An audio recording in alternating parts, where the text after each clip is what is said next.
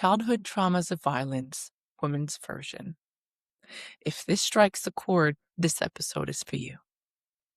Welcome aboard the podcast, A Woman's Spark with Shenik, a place to show you how powerful you are and remind you of the spark that you carry, the strength that gets you up every single time, a place to feel seen and understood when you feel alone and like no one else understands you.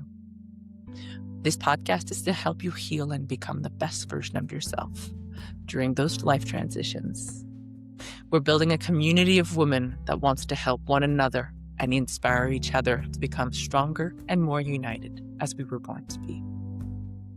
Today, we're going to discuss on the topic of childhood traumas of violence. Did you know that childhood traumas of violence in childhood, that it has an effect once you're an adult in all your relationships and how you interact with other humans? Physical and psychological violence in childhood often leaves deep mark on an adult woman's mental health, sense of self, and patterns in relationship, but these impacts are changeable with support and healing work. Here are some of the common impacts in adult life for women if she's lived some kind of violence as a child. She will have a higher rate of depression, anxiety, and post-traumatic stress symptoms, and even go as far as to have suicidal thoughts. Many women will live with chronic physical symptoms, pain, fatigue, stomach issues, headaches that are linked to those earlier traumas, even if the medical tests look normal. So this is an avenue. If you're in pain and can't find a solution, maybe we need to go back and rewind and see maybe there was something in the past that led you to have a nervous system that is being overridden all the time. Women will also have shame, low self-worth, and self-blame very frequently, especially when the child was told the abuse was her fault and she wasn't believed.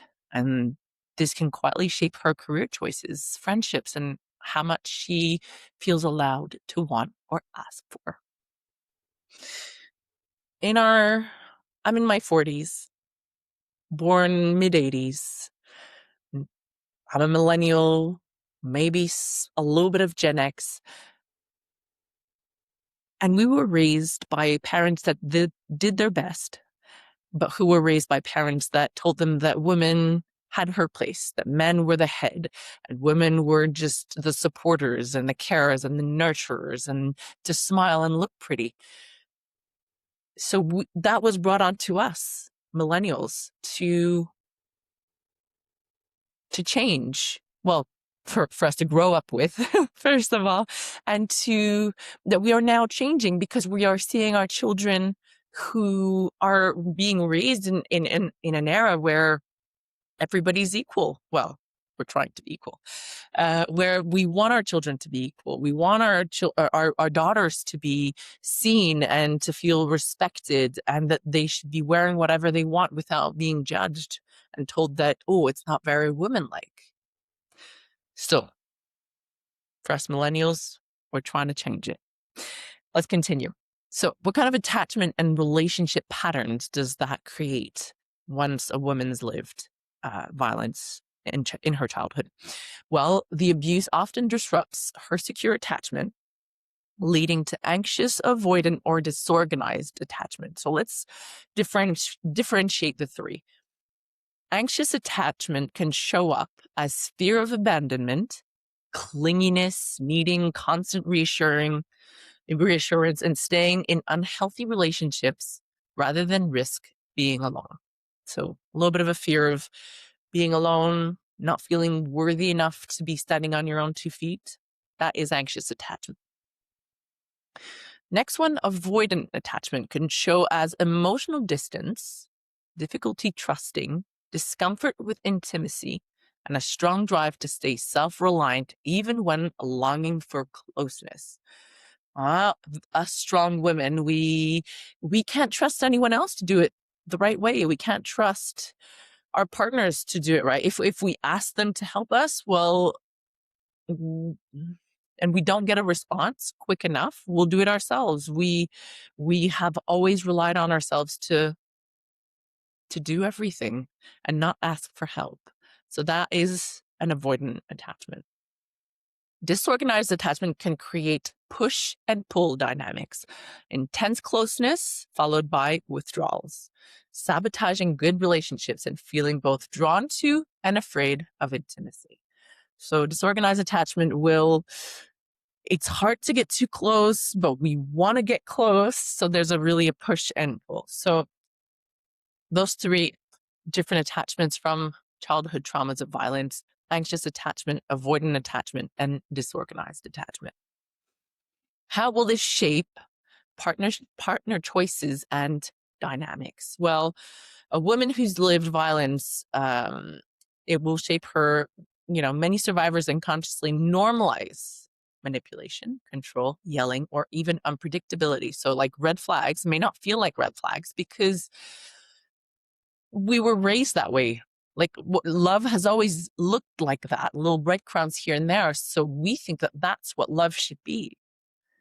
But love should be a lot more than that. Love should be feelings and actions. It should be constant and never for a reason. It's not, if you do this, I'll do that. It's, I love you and I want to work with you and I want to build with you. So that should be normal in a relationship. Manipulation, control, yelling, definitely not normal in a relationship. Will shape our partner choice. Women with a history of childhood maltreatment have higher risk of experiencing intimate partner violence again in adulthood. Boundaries can be very hard. Some survivors struggle to say no, to over accommodate others and feel responsible for others' emotions. They'll do everything. They'll make sure everybody's happy, to override your body telling you that you don't want to do this, or you don't want to go to this friend's place, or that you have done enough. You're tired. You need some rest. No, you got to give more. And those boundaries are continuously overridden, and we struggle to say no, to make others happy, because we feel that that's the way of being happy, is that making everyone else happy. We'll touch on that in a minute because your happiness starts with you. We'll come back to it. Now into the positive strengths and healing positivity of someone who's lived with childhood violence as a trauma. Many women who've lived through childhood violence develop strong empathy, resilience, responsibility, and sensitivity to others' feelings, which can become super powerful strengths when combined with healthy boundaries. It is evidence-based therapies like trauma-focused CBT, EMDR, and other trauma-informed approaches can help reduce PTSD, depression, and anxiety, and support building safer attachment patterns and better emotion regulation. So there are ways to get out of this. So therapy, setting boundaries, you're accepting that your emotions are real and valid, and that they shouldn't be hidden or pushed aside or told, saying sorry for what you're feeling and what you're living. You are allowed to live what you're living. You're allowed to have the emotions and feelings that you have. Learning to recognize abuse patterns, practicing boundaries, building supportive friendships. You may have friendships around you that no longer will fit with who you want to become or what you want to have in your life. So you may have to set those aside, maybe temporarily, maybe permanently. If they love you, they will follow the path you are on, because it's for your best interest. So creating supportive relationships and communities around you, like Aurora, the Be Guided, Be Inspired community that we want to have here, are key steps in breaking cycles of re-victimization and creating healthier relationships. Because once we've lived traumas, it can often circle back. You think you've lived it, but you think you've healed it. You've seen therapists, you've talked to people, you've done some work, and then bam, a new life transition comes along and it hits you like a truck or a ton of bricks. And you're going to have to relive it again and re-heal from it time and time again until you've really made peace with it, set your boundaries, and done the right work. Wherever you are in the world, there are always national resources, crisis lines, and trauma-informed services that can support women affected by family and partner violence. And I compel you, you need to go and get help. If you are currently living in a situation like this, don't live with it for too long, because it can consume you. It can rot the inside of you, and you can circle around it in your mind over and over again until it is too late. And don't wait for it to be too late. Here are some other ways to gradually improve your life when we're in a cycle of childhood trauma, of violence. If you've lived it and you are currently in a life transition that has brought it all back up, and it's making you victimize yourself, and it's putting you in a situation where you just feel like life is a ton of bricks, no one understands you, no one sees you, because what you've lived is valid and what you've lived is completely different to someone else's life cycle. Even your own brothers and sisters will never have lived the same path as you've lived, because of your angle is your angle. It's no one else's, and it is valid. So, ways to gradually improve your life. There are 5 ways, and I need you to write them down. I need you to really connect with those. And they will take time, and they will take practice, and they will feel like a mountain at first. But a mountain is only a mountain if you take the whole mountain at once, which is almost impossible. So if you want to climb a mountain, there is always one step at a time. You can't reach the top of a mountain by just flying on top of it unless you have a plane. But in this case, in normal cases, we don't have a plane. We're walking one step at a time to reach the top. So number 1, learn who you are, what you like and don't like.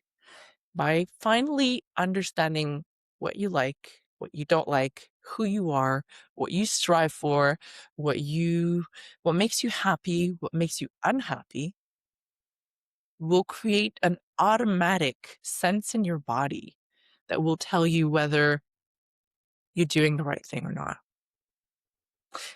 And it will also bring you to my number 2, is to learn to see the red flags. So the things you don't like, it will automatically bring you to see those red flags. Your body will tell you, you will feel uncomfortable, which brings me to my next one, is to learn to say no. So these are all intertwined, you see? So learning to say no, it may be extremely hard today, but if you start with the smallest things, like go and order a coffee and a muffin, and learn to say no to whatever the person is offering you. Oh, no, thank you. Because I know you women are empathic. You women are compassionate and you don't like to hurt people. So it doesn't have to just be a giant no. It can be a very gentle no, thank you. And that one will feel more right. And eventually the big no will be easier to tell. So we said, number 1, learn who you are, what you like and don't like. That brings us to number 2, learn to see the red flags. To number 3, to learn to say no. And what comes next is learning how to set our boundaries. Because when we say no, when we see red flags, we are setting boundaries. Because if we know who we are and what we like or don't like, and then see the red flags and are able to slowly learn to say no, we are setting our boundaries. We are putting our limits with our friendships, our relationships, with our work colleagues, with what we want to do and don't do during the day. If you get 3 offers to do something today and actually you just want to stay in your house and watch Netflix, so be it. You're setting your boundaries. You're saying no. Your body's telling you, I'm tired. Go rest. And finally, but not the least, is learn to stand on your own 2 feet for reassurance and knowing your full worth. So by doing the first 4, you are gradually learning to stand on your 2 feet. Being alone is completely fine. Being alone and being content with being alone is a huge power, because you're stopping to give the power away. You're claiming your power. And then once you're out there with your friends, you'll have fun. But being alone has to be enough. It has to be enough. Yes, I'm hearing you right now. In my head, it's saying, oh, yes, but we're humans. We're meant to socialize. And yes, of course, you are meant to socialize and you're meant to be with people. But in those hard times, when you feel alone and you need to go through those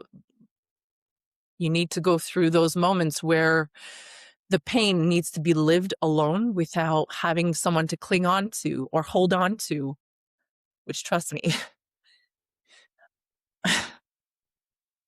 I've lived with that. I've lived with needing people because I didn't think that I was enough to stand on my own 2 feet. I needed to go see the doctor. I needed some reassurance from medication. I needed some friends to hold me dear and be there every day and call me every day to tell me I was going to be okay during hard life transitions. But it's the second where I sat on my own, lived my emotions, cried them, went through them, and realized that I was actually okay. I went through those emotions and I was okay. Okay to stand on my own 2 feet and slowly but surely realize all my worth, all my greatness, all that I can provide for myself. And that is all that life's about. And then you can move on and have fun with your friends. That's what they're there for. So let's recap very quickly. If you've lived childhood traumas of violence in your childhood, I see you, I hear you, I understand you. You are not alone. And there are millions of other women who have gone through this, and you are validated today. And it's okay to cry. It's okay to call a helpline. It's okay to feel like you are worthless today. And just live those emotions. Live those emotions, grab a pillow, hug it tight, scream in it. If you feel like it's too far, or even if it's not too far, call a friend, call a therapist. If you absolutely need help, call your help. But you are seen and you are validated. And tomorrow is another day. Today is the day where you're going to take the next step to learn what you like to do, what you don't like, to start seeing the red flags, start saying no, start setting boundaries, and to stand on your own 2 feet and start to know your worth. Thank you. Thank you for listening to this podcast. We're moving on to the second part of this podcast, and we're going to read one of our listeners' story of experiences with violence as a child. We don't name names. So today, this article is called Childhood Traumas, Its Effects, Drug, Sex, and Rock and Roll. I was brought up by my mother and my maternal grandparents. No father in sight. It was mom and I against the world. No men to create shade on our trajectory. We would laugh together, sing along together in the car, and watch our favorite shows cuddled up together on the sofa. She would bring me everywhere. It was perfection. Love at its best. Life cannot stay like that forever, and I understand it now today. My mom had lots of friends of all corners of life. All types of friends, some with bad habits, friends in prison, violent friends, and some better ones. We would visit some of her friends in Alcoholic Anonymous meetings. I would serve the coffee for the guests and some of her friends, but all in all, we were one together and I felt safe. Until one day. We were happy together. I didn't care about the rest. I was simply happy to be the daughter, as a child should be. But the welcoming of a new person soon came to create a shade on our journey. A new man, a new era. A shady era. One that crowded by drugs, shouting, roughhousing, violence, verbal abuse, physical abuse, and psychological abuse. That time was dark. My mom became distant. She wanted to create a happy family. She was trying hard to make it work with her new boyfriend. He wasn't nice. She was pushed down the stairs whilst 8 months pregnant. He used to hit her and me, pushed her, screamed at her and me. He took me around to his friend's house to buy drugs and use drugs. He took me on a boat where the son of his friends wanted to touch me and make me touch him, all revolting in hurtful situations. I was only between the age of 3 and 5. A time where he would abuse drugs so much that he would get into fights for them. Coming back home with a bloodied shirt, a bruised face, humiliating me in front of others for simple things like finding things on the ground and picking them up, shouting at me for existing and being around in his relationship, throwing things at me because I made too much noise, slapping me because I woke up too early. My mom was trying to protect me. He was manipulative. Then came my little brother. He was cute. I was happy to have a sibling, a new baby in the family to care for and have fun with. I lost a little more space, less quality time with my mom. We weren't just the two of us anymore. It was the 4 of us now. This man created a stressful and unhappy living situation for a 5-year-old. I was pushed aside, slapped, and for being jealous of my brother. I had to care for him more than a 5-year-old should, because he couldn't take good care of us, and my mom had to take more care of him whilst protecting us. We would leave the house in the middle of the night to take refuge at my grandparents' house, leave the instability that he had created. I even remember there was so much screaming that I once picked up all the neighbors' tulips without asking to put a bomb on their argument, get them to stop screaming at each other. Don't worry, I soon apologized for my wrongdoing. At 6 months of age, my brother lost his father. I was freed of this monster. He died of a drug overdose. It was sad. My mom was blamed for his death, even if she had nothing to do with it. The only fault she had was not being able to leave him in time. So much sadness came from this era, but so much relief came from us being free again. The relief of never experiencing his fear and not feeling safe anymore. We were free to live and start a new chapter. 1 mother, 2 kids against the world. I loved my mom and I loved my brother. He was so small, so defenseless. We were starting anew with a few scars from the last 18 to 24 months, scarred that stayed for a long time and even a lifetime. One day at a time it happened. Forgiveness. I simply needed to live in the present moment and lead my life with love for myself and care for others. Live and let live, to be or not to be, as my grandmother would say. I choose to be. Oh, thank you very much for this beautiful story and hardships that shows that everyone goes through something, even in a short while, that can have an effect on you for a lifetime after that. This is it for us for today.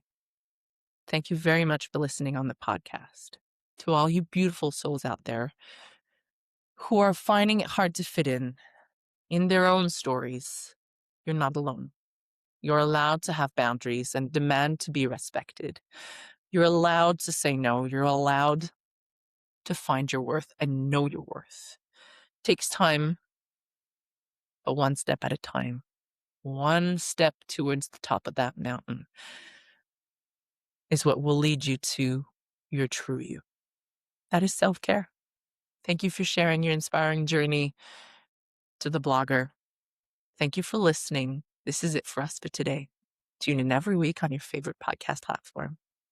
If you want to get involved with the Aurora Be Guided, Be Inspired community, and you want to share what kind of impact you've had on others or what kind of story you have lived, come and meet us on the platform at www.beguidedbeinspired.com. Write us and we'll connect together. Let's change the world of women one conversation at a time. Keep sparkling, you beautiful women. See you next time. Bye.